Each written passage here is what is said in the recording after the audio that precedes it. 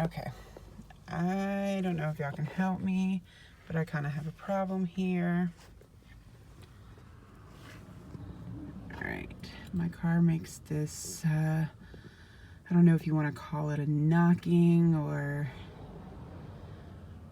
I don't know what you would call it really, but all I know is I feel it in the seat when it's in idle.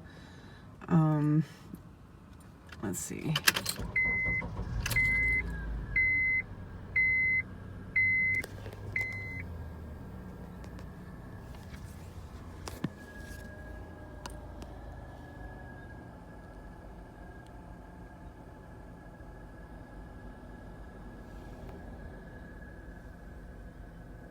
Don't mind how dusty my car is. It's a knocking sound. And then when I hit on the gas pedal a little,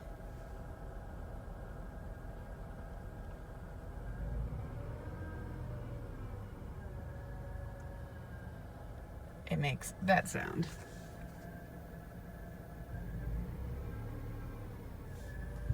So I don't know where it's coming from, but if somebody can help me out, I would greatly appreciate it.